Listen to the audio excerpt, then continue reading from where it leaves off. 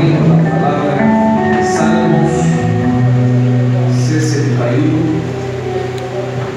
del verso 1 al verso 3. Ya me la vuelta también una vez más, adelante en nombre del Señor Jesús. Salmos 61, del verso 1 al verso 3.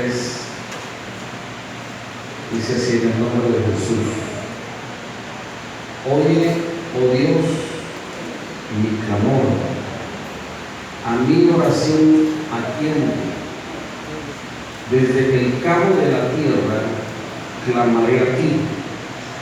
Cuando mi corazón desmayare, llévame a la roca que es más alta que yo, porque tú has sido mi refugio y torre fuerte delante del enemigo. Puede sentarse en el nombre de Jesús.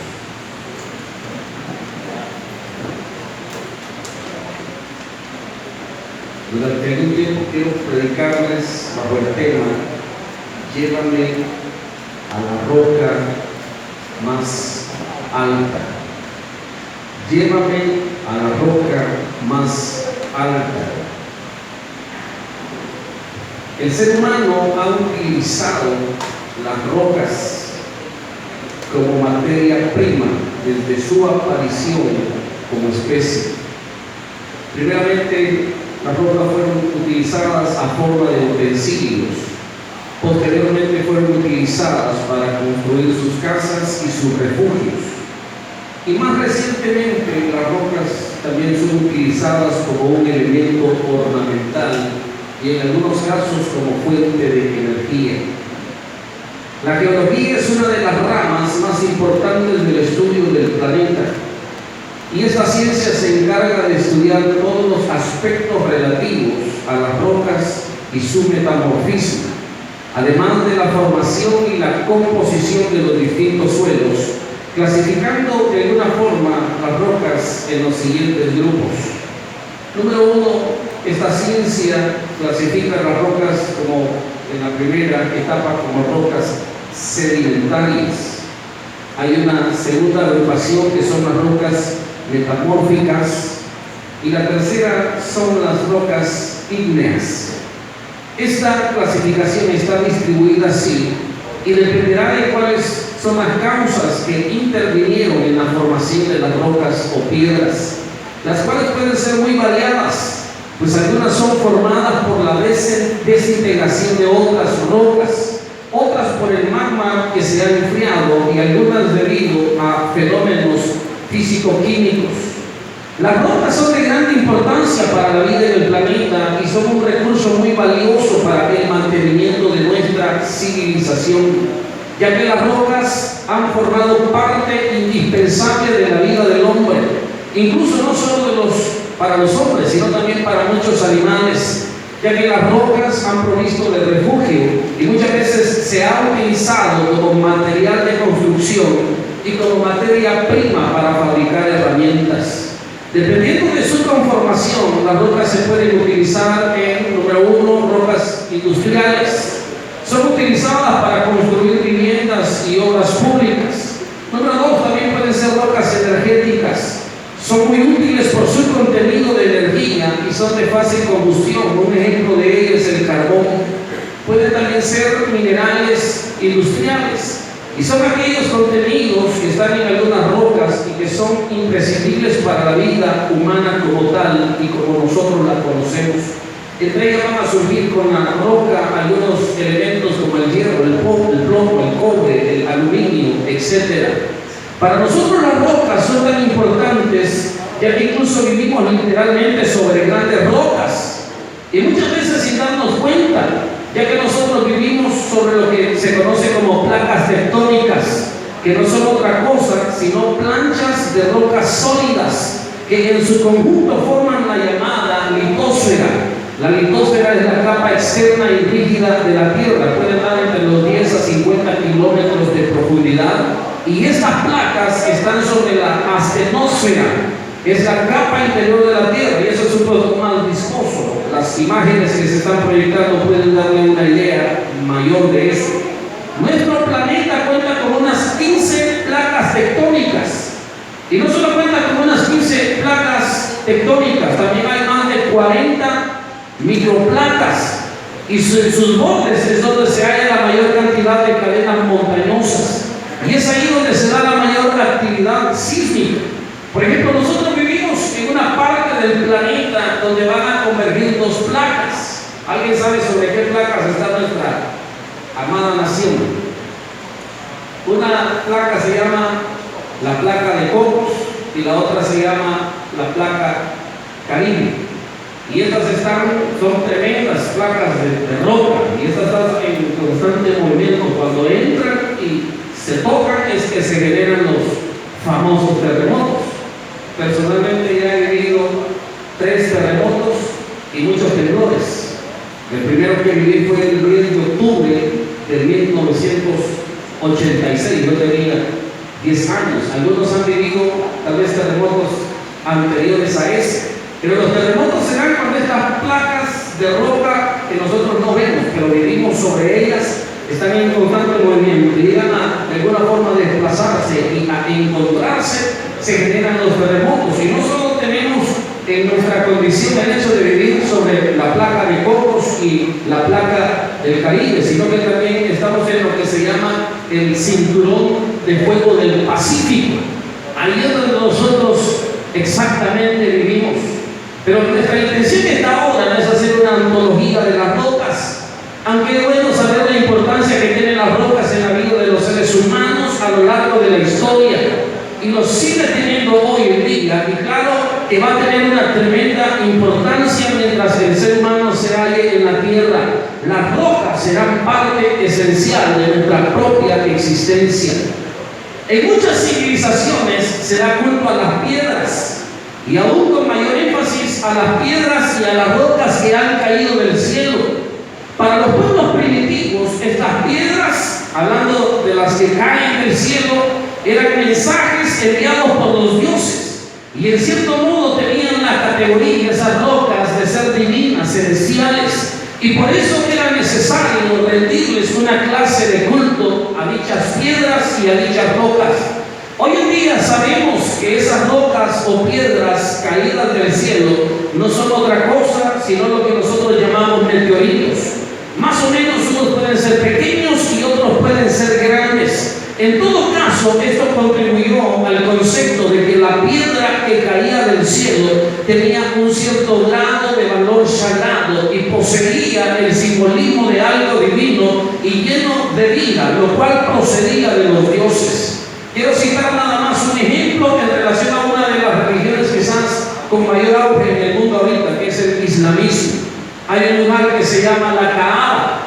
Por ejemplo, cuando hablamos de la Kaaba, es el principal centro de peregrinación del Islam, y la Kaaba se halla en Arabia Saudita, y en ese lugar se encuentra una piedra negra que no es otra cosa sino un meteorito que cayó en esa zona y ha sido adorado por muchos años.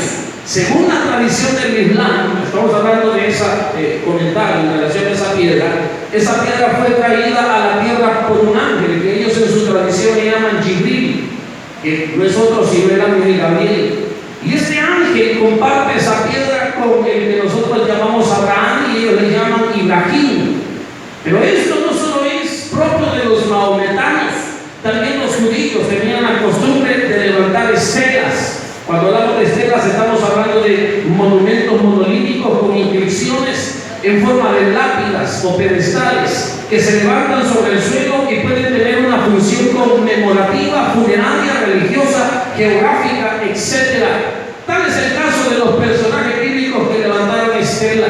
Si tiene quizás un buen rato de no leer la palabra, hoy vamos a leer varios versículos simplemente para tratar de llevarles por qué el escritor del Salmo 61, 2 y 3 está pidiendo que se le lleve a la roca más alta. Voy a presentarle un par de personajes bíblicos que van a trabajar mucho el tema de la piedra. Jacob lo hizo en el lugar de Betel, y Jacob no solo levantó roca, ya va a ver por el contexto bíblico que Jacob es uno de los personajes bíblicos que más piedras levantó en la historia de Israel. Lo va a hacer cuando va a hacer un trato, lo va a hacer cuando hace un trato con su suegro cuando va a conmemorar la muerte de su esposa. El primer texto está en Génesis 28, 18, y dice así: y se levantó Jacob de mañana y tomó la piedra que había puesto de cabecera. ¿Y qué es lo que hizo con la piedra que había colocado de cabecera? Dice el verso 18: la alzó por señal y derramó aceite encima de ella. Cuando Jacob iba huyendo de su hermano, llegó a un lugar llamado Betel. Él se acuesta y la piedra que ocupa de cabecera, darse cuenta que era un lugar especial. Al día siguiente, cuando él se levanta, esa piedra, que era una piedra enorme, va a luchar, la va a levantar, y cuando la levanta esa piedra, dice el texto que la va a ungir con aceite. Jacob no solo va a levantar una piedra en el lugar donde tiene su encuentro con Dios. Génesis capítulo 35, versos 19 y 20, hablando de la muerte de Raquel, dice: así murió Raquel y fue sepultada en el camino de Efrata, la cual es Belén. Y lo que dice el verso 20: y levantó Jacob un pilar sobre su sepultura. Esta es la señal de la sepultura de Raquel hasta hoy. No solo Jacob va a levantar piedras, Josué también va a ser otro personaje bíblico que va a trabajar el tema de las piedras. Josué capítulo 4 del verso 1 al verso 7 dice así: cuando la gente hubo acabado de pasar el Jordán, el Señor habló a Josué diciendo: tomad del pueblo 12 hombres, uno de cada tribu. Y dice: mandadle diciendo: tomad de aquí de en medio del Jordán, del lugar donde están firmes los pies de los sacerdotes, 12 piedras, las cuales pasaréis con vosotros, y levantadlas en el lugar donde habéis de pasar la noche. Entonces Josué llamó a los 12 hombres, a los cuales él había designado entre los hijos de Israel, uno de cada tribu, y les dijo Josué: pasad delante del arca del Señor vuestro Dios a la mitad del Jordán, y cada uno de vosotros tome una piedra sobre su hombro, conforme al número de las tribus de los hijos de Israel, para que esto sea señal entre vosotros. Y cuando vuestros hijos preguntaren a sus padres mañana diciendo: ¿qué significan estas piedras?, les responderéis que las aguas del Jordán fueron divididas delante del arca del pacto del Señor cuando ella pasó el Jordán. Las aguas del Jordán se dividieron, y estas piedras servirán de monumento conmemorativo a los hijos de Israel para siempre.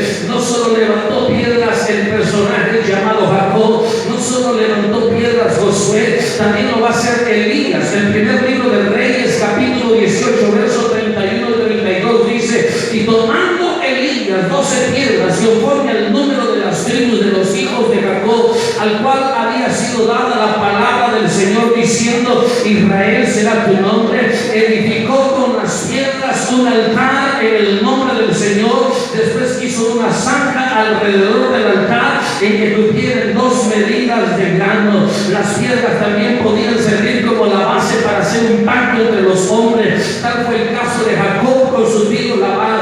Génesis capítulo 31 del verso 44 en adelante dice: ven pues ahora y hagamos pacto tú y yo, y sea por testimonio entre nosotros dos. Entonces Jacob tomó una piedra y la levantó por señal, y dijo Jacob a sus hermanos: recoger piedras. Y tomaron piedras e hicieron un montón, que es la palabra majano, y comieron allí sobre aquel montón de piedras, y lo llamó Labán Jegar Saudatura, y lo llamó Jacob Galaad, porque Labán dijo: este majano es testigo hoy entre nosotros dos. Por eso fue llamado su nombre Galaad. Lo mismo hizo Josué con el pueblo cuando hicieron pacto para adorar y servir solo a Dios. Josué capítulo 24 versos 25 y 26 dice: entonces Josué hizo pacto con el pueblo el mismo día, y les dio estatutos y leyes en Siquem, y escribió Josué estas palabras en el libro de la ley de Dios, y tomando una gran piedra la levantó allí debajo de la encina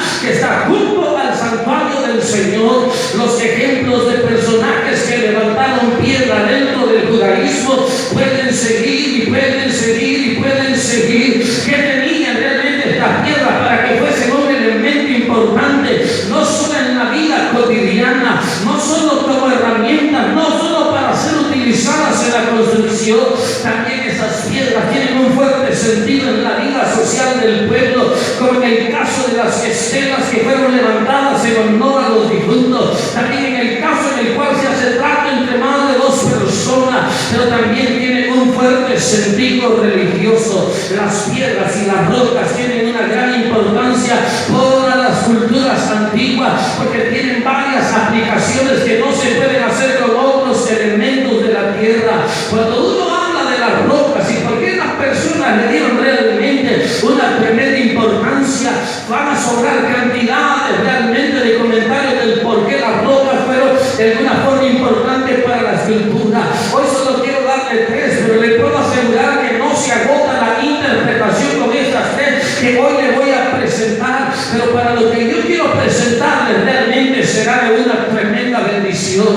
Las rocas realmente fueron utilizadas por las culturas antiguas y entre ellos los judíos. Número uno, porque son un símbolo de duración y de eternidad, aparte de valorar a las piedras que descendían del cielo como algo sagrado. Las piedras y las rocas que están en la tierra también son valoradas por su larga duración, ya que su trabajo permanece con el paso de los siglos. Y todos sabemos que la piedra es normalmente el objeto más duro que los hombres tienen a su disposición. Para ciertos usos realmente no hay nada que se compare a su solidez y a su duración.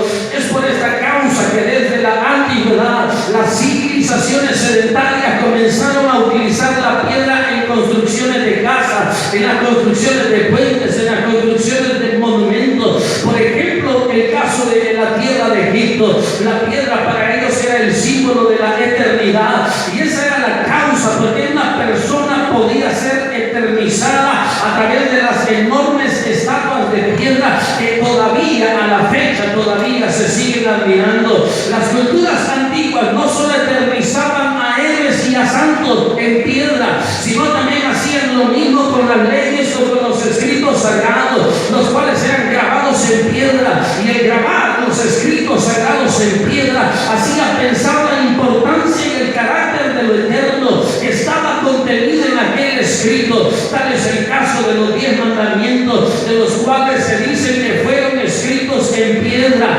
Éxodo 24:12 dice: entonces el Señor dijo a Moisés: sube a mí al monte y espera allá, y te daré tablas de piedra y la ley, mandamientos que he escrito para enseñarles. Éxodo 31:18 dice: y dio a Moisés, cuando acabó de hablar con él en el monte Sinaí, 2 tablas del testimonio, tablas de piedras escritas con el dedo de Dios. Y cuando se habla que la ley de Dios fue escrita en tabla, lo que nos está diciendo es que es algo que nunca va a terminar, es algo que es un pacto eterno que no va a tener final. Todo aquello que era escrito en piedra realmente tenía el sentido de algo durable, de algo permanente. Sin embargo, cuando hablamos de todo esto que estoy mencionando, esta preciosa hora, Israel corría el riesgo de querer representar a Dios a través de la piedra, debido al sentido de lo eterno y de lo durable de este material, por lo cual Dios les prohibirá hacer imágenes de piedra,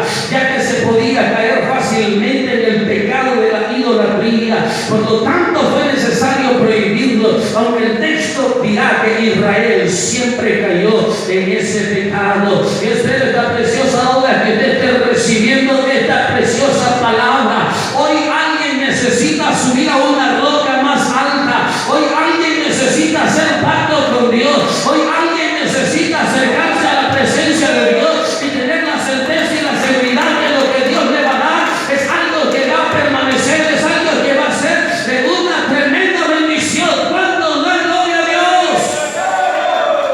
Quiero darles un sentido negativo también del símbolo de la piedra, porque muchas veces la piedra va a simbolizar la dureza del corazón del hombre.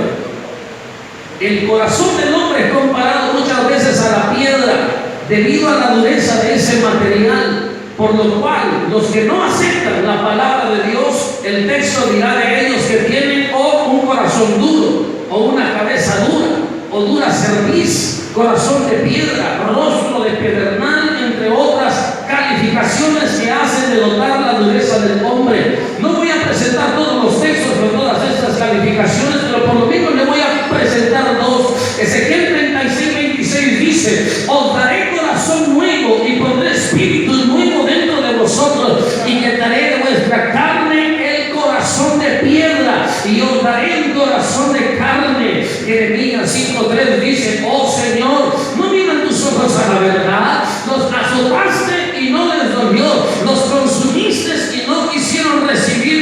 aborreció, endurecieron sus rostros más que la piedra, no quisieron convertirse. Todos estos textos y los que no hemos leído hacen una comparación negativa en relación al hombre que no quiere oír ni obedecer la palabra de Dios, y no hay material más duro sobre la tierra al cual se pueda comparar, sino solamente a la piedra. Los textos y las comparaciones son abundantes cuando se trata de representar la dureza del ser humano en relación a Dios y a su palabra, por lo que los escritores bíblicos no van a encontrar otro elemento con el cual comparar la condición del ser humano, sino con la misma piedra. Dios quiera que nos hallemos aquí en esta hora, gente con cara, con corazón de ser humano, y no personas con cara de piedra, con corazón de piedra, con sentido de piedra. Dios quiera que los que nos hallemos aquí en esta preciosa hora tengamos un corazón, una mente y oídos receptivos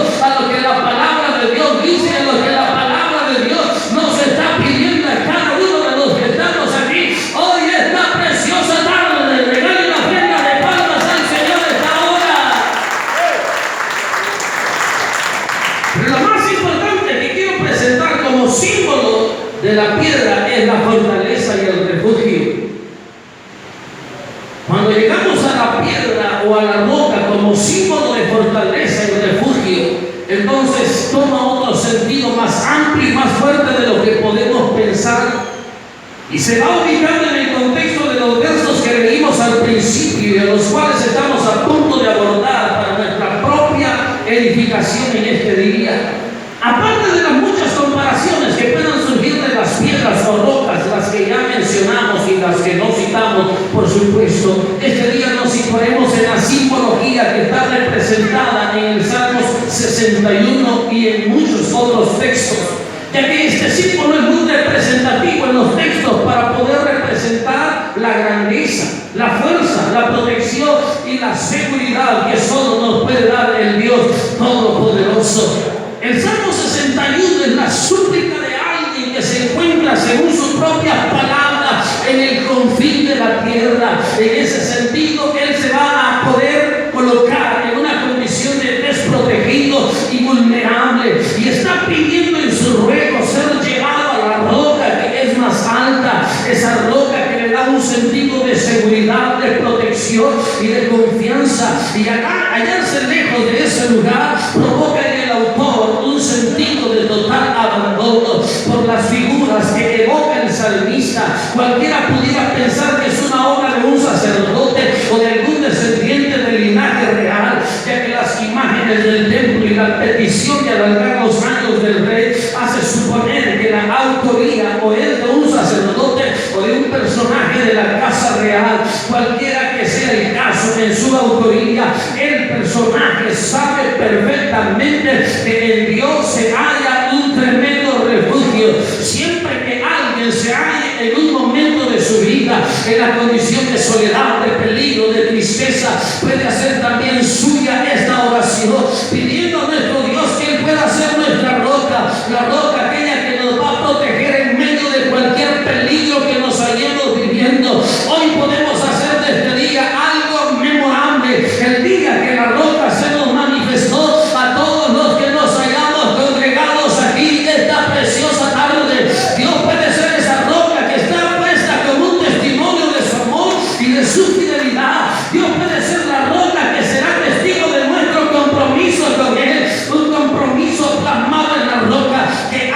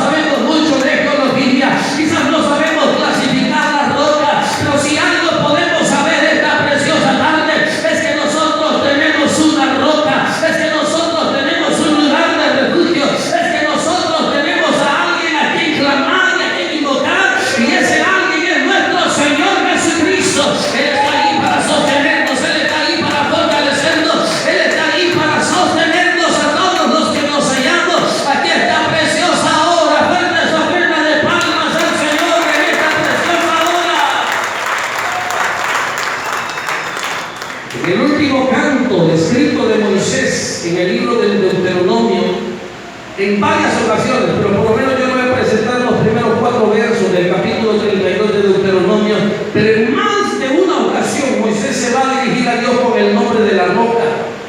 Deuteronomio 32 del 1 al 4 dice: escuchad, cielos, y hablaré, y oiga la tierra los dichos de mi boca.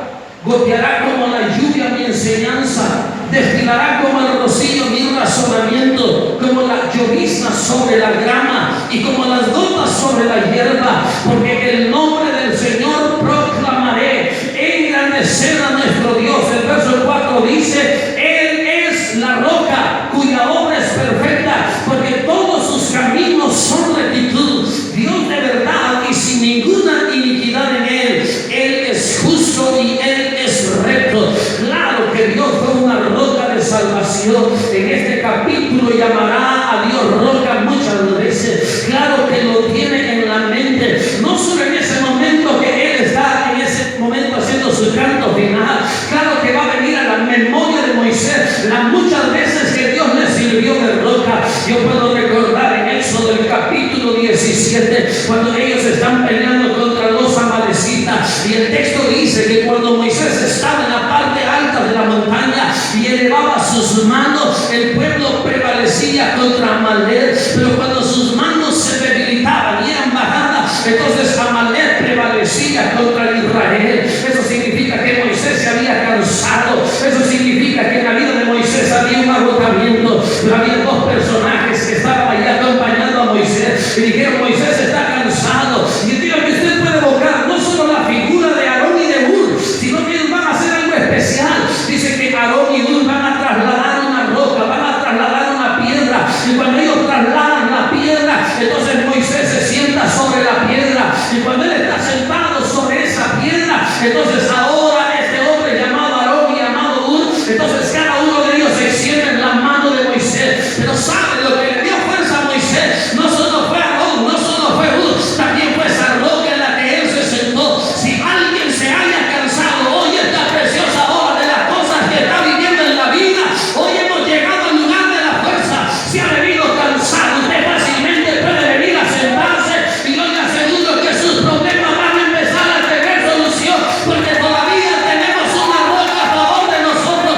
Cuando Moisés está haciendo su canto final, en más de una ocasión va a decir a Dios: tú eres la roca de mi salvación. No solo fue roca para él en ese momento cuando estaba en la batalla, fue roca para Moisés también en aquella ocasión cuando los israelitas no tenían agua, cuando ellos estaban muriendo de sed. Dice la palabra que Moisés se acercó a la peña de Oreb. Quizás no estuvo bien que golpeara 2 veces la peña, pero de esa roca brotó agua, de esa roca salió el vital líquido. Probablemente hay cosas que no tenemos, probablemente hay cosas de las que carecemos, pero si hoy vienes a la roca de tu salvación, Dios puede hacer brotar agua de la misma roca. Con mucha razón este personaje llamado Moisés pudo cantar con mucha autoridad: Dios es mi roca, Dios es mi salvación, Él ha sido mi sostenimiento, Él ha sido mi fuerza, Él ha sido mi guerrero. Si alguien se halla en la condición de Moisés, hoy puede venir a la roca de la salvación y decirle: Señor, te necesito en mi vida, te necesito en mi corazón. Fuerte ofrenda de palmas al Señor esta preciosa hora. Pero sabe que no solo fue de bendición Dios como roca para Moisés, también fue de bendición para un personaje llamado Samuel. El primer libro de Samuel, capítulo 7, verso 12 dice: tomó luego Samuel una piedra y la puso entre Mispa y Sen, y le puso por nombre Ebenezer, diciendo: hasta aquí nos ayudó el Señor. ¿Qué fue lo que puso Samuel como testimonio? Una piedra. ¿Alguien sabe qué significa Ebenezer?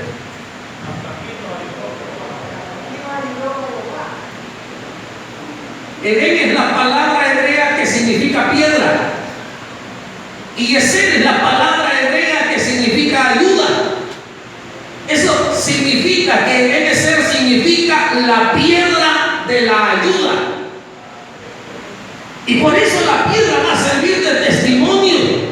Eso significa que también en la mente de este personaje Samuel, él sabía que había algo que le podía servir de ayuda. Para nosotros puede ser algo sin gracia, para nosotros puede ser algo sin sentido, pero Samuel va a arrastrar una piedra, y cuando arrastra la piedra y la coloca, él va a decir: esta es la roca que me ha ayudado. He venido aquí con luchas, he venido aquí con problemas, pero esto que no tiene sentido para otros es lo que me ha ayudado, es lo que me ha sacado adelante. Dios fue piedra no solo para Moisés, Dios fue roca no solo para Moisés, Dios también fue una roca para la vida de este personaje llamado Samuel. Y él dijo: hasta aquí me ha ayudado el Señor, y le puso por nombre a la piedra que arrastró Ebenezer, que significa la piedra de la salvación o la piedra de la ayuda. No importa qué tan pequeño, qué tan grande sea la roca, toda vez esté acompañada por la presencia de Dios, es lo que puede marcar la diferencia. Cuando aquel hombre llamado Goliat vino a retar a las huestes del Señor, nadie le pudo hacer frente, nadie quiso ir a enfrentarlo. ¿Sabe quién fue el único que tuvo el valor de enfrentar a ese hombre de tremenda estatura? Un muchacho llamado David, aproximadamente entre los 17 y los 19 años. ¿Sabe qué era lo único que llevaba con él? Era una onda y eran 5 piedras lisas. Esa piedra tan pequeña e insignificante fue capaz de derribar a un hombre de una tremenda estatura. Yo no sé cuál es el problema que estás enfrentando, pero si tú tienes una piedra en tu mano, Dios puede hacer una tremenda diferencia. Dios puede darte la victoria, Dios puede cambiar tu realidad, Dios puede hacer cosas que no hemos podido hacer hasta este hermoso momento. ¿Será que hay alguien que realmente pueda recibir la palabra que ella está siendo predicada? Alguien que pueda decir: yo he venido con lucha, yo he venido con problemas, pero he llegado al lugar donde puedo encontrarme con la roca, con la piedra de mi salvación. Una ofrenda de palmas al Señor hoy esta preciosa tarde. Hay una gran cantidad de textos, yo pudiera decir más de 50, no lo voy a citar todos, pero usted puede darse la tarea de buscarlo. Hay una tremenda referencia en los cuales se va a comparar a Dios como una roca o como una piedra, por lo cual estoy haciendo una invitación a los que estamos reunidos aquí hoy, esta preciosa tarde, a que hagamos de Dios nuestra roca, nuestra piedra de ayuda, nuestra roca de salvación, nuestra roca de refugio. Él es como una fuerza impenetrable. Lo que dice el proverbista en el capítulo 18 y el verso 10 dice: torre fuerte es el nombre del Señor, a él correrá el justo y será levantado. No importa cuántos enemigos se hallen delante de ti, llegar a la parte más alta de la roca, llegar a la parte más alta de la peña, indudablemente te va a proveer de protección, te va a proveer de seguridad. No sé cuáles son las luchas, los peligros que alguien pueda estar librando hoy esta preciosa obra, pero podemos decirle: Señor, tú eres la roca, llévame a la roca que es más alta que yo. Hay cosas que no puedo resolver en mi capacidad y en mi habilidad, y hay cosas que realmente he tratado pero no he podido superarlas. Pero hoy esta preciosa tarde, el que se atreva a escalar, el que se atreva a venir a la roca que es más alta que nosotros, hoy podrá tener la bendición del Dios Todopoderoso. Dios va a asumir la figura y el símbolo de la roca o la piedra en aquellas aplicaciones que son positivas para el ser humano. Eso significa que Dios como roca para nosotros es alguien con el que podemos hacer un pacto permanente y duradero. Lo que Él te ha dicho y ha prometido es una verdad. Nada ni nadie hará que cambie en ese sentido. Es más, la palabra del Señor dice que aunque usted y yo seamos infieles, Dios va a permanecer fiel. Y eso lo dice su palabra, una palabra que ha sido escrita como en piedra. Yo puedo fallar, pero si hay alguien que no va a fallar, ese es el Dios Todopoderoso. Tengo más de 35 años de estar en este camino, y como lo he dicho en ocasiones anteriores, puedo decir que más de una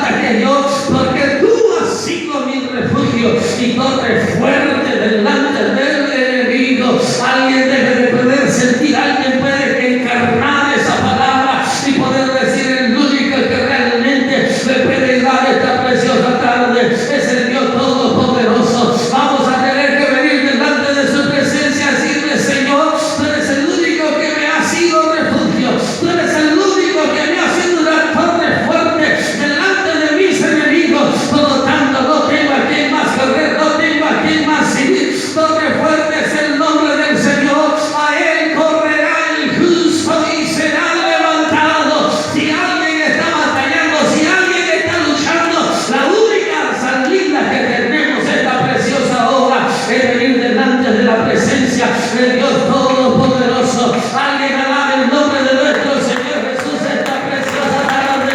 Dele honra, dele gloria al Señor, dele alabanza.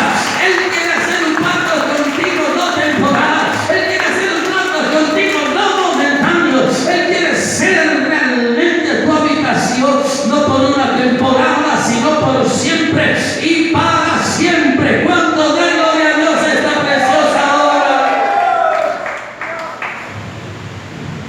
Cuando uno se halla en la parte más baja, en el valle, en la situación más difícil de la vida, posesionarse en la parte más alta es una de las cosas que realmente nos pondrán en ventaja sobre nuestros enemigos. Cuando los romanos invadieron a Jerusalén, el último bastión que se mantuvo en pie fue un lugar que se llamó Masada. Lograron resistir por mucho tiempo. No tenían el material bélico que tenían los romanos, no tenían las espadas, no tenían todos los insumos. ¿Qué fue lo que hizo que los judíos lograran mantenerse por mucho tiempo frente al ataque de los romanos? Fue una defensa natural, porque ellos se habían asentado sobre la parte más alta de una montaña. Y cuando los romanos querían subir y conquistar, siempre había alguien a forma de muro donde los romanos querían pasar, que no les permitían pasar. No importa cuán grande sea tu enemigo, no importa cuán grande sea la lucha que estás pasando, si te lograste ubicar en la posición más estratégica de la batalla no la gana el más fuerte. La batalla la gana aquel que realmente está en un lugar, en un punto estratégico. Han surgido cantidades de historias. Yo sé que usted ha oído la historia de los 300. No solo hay 300 para los griegos, también hay 300 en la Biblia. Gedeón ganó una batalla con 300 hombres. Pero también dentro de las historias de los griegos, Esparta va a abonar a la historia también la guerra de 300, que lograron impedir por mucho tiempo que de alguna forma pudieran ser invadidos por naciones extranjeras. Y cuando uno mira y logra evidenciar, realmente los espartanos en relación a sus enemigos no eran mayor número, pero se habían situado en un peñasco que servía de embudo, que ponía en igual condición de números a los espartanos en contra de sus enemigos. Hay cosas, hermanos, que usted las va a lograr ganar, las va a lograr superar, no porque sea más fuerte, no porque sea más grande, sino por donde está ubicado. Y eso estoy hablando que nuestra ubicación no es geográfica, nuestra ubicación es espiritual. Siempre que esté ubicado en Dios, usted sale adelante. Siempre que esté ubicado en la presencia de Dios, usted va a salir adelante. Hay cosas que hacemos que la gente no les haya lógica, no les haya orden, no les haya sentido, pero son las cosas que realmente nos sacan adelante, son realmente las cosas que nos dan la victoria, son cosas como sentarnos en una piedra como lo hizo Moisés, son cosas como las que hacer 12 realmente piedras en un círculo y presentar ofrendas al Señor como lo hizo Josué o como lo hizo Elías, lo que van a marcar la diferencia. Cuestiones como levantar una estela y poder ungirle con aceite y ponerla por señal y decir: este es el lugar donde me he encontrado con Dios. Lo que va a marcar la diferencia en la vida de las personas no son los recursos con los que contamos, no son las capacidades con las que nosotros tengamos. El clamor del salmista Israel. Yo estoy ahorita en la condición más lejana realmente de donde yo pudiera estar en esa roca. Y hay momentos donde no tenemos fuerza. Y por eso Él no dice yo iré a la roca más alta, sino que le va a decir al Señor, llévame a la roca más alta. Yo ya no puedo, no tengo fuerza, pero lo último que tengo en mi vida es la acción de levantar un clamor y de levantar una oración y pedirte, Señor, llévame hasta tu presencia, llévame a la roca que es más alta que yo. Hay personas que ya no tienen fuerza ni capacidad. Este ha sido quizás uno de esos días. Yo no sé lo que está pasando, no sé lo que estás librando, pero uno puede sentir realmente como la alabanza y la adoración en la iglesia está realmente acorde a su sentir con el Espíritu de Dios. Y puedo decir sin motivo, sin quizás intención de dañar a alguien, pero este día quizás ha sido uno de los días donde nuestra alabanza no ha sido realmente lo mejor que hemos podido presentar delante de Dios. Pero eso solo me dice una cosa, es que hay gente con luchas, es que hay gente con pruebas, es que hay gente con problemas que impiden que su canto sea alzado, que impiden que su alabanza conecte a la presencia de Dios. Quizás no tienes fuerza de más nada, quizás no tienes deseo ni ánimo de cantar, y quizás por ti mismo no te movieras. Estás en la misma condición de ese personaje. Él no dice que va a subir, Él no dice que va a escalar, porque no tiene la fuerza ni la capacidad. La única capacidad que tiene es hacer una oración y le dice, Señor, llévame a la roca que es más alta que yo. Llévame, precioso Dios, llévame, porque yo no puedo en mi propia fuerza y en mi propia capacidad. Si alguien necesita que Dios le lleve a esa posición y a esa condición que es la roca más alta que nosotros, hoy estamos en el lugar correcto, hoy estamos en el lugar que Dios ha determinado. Regale una ofrenda de palmas al Señor. Póngase en pie esta preciosa tarde en el nombre de nuestro Señor Jesucristo.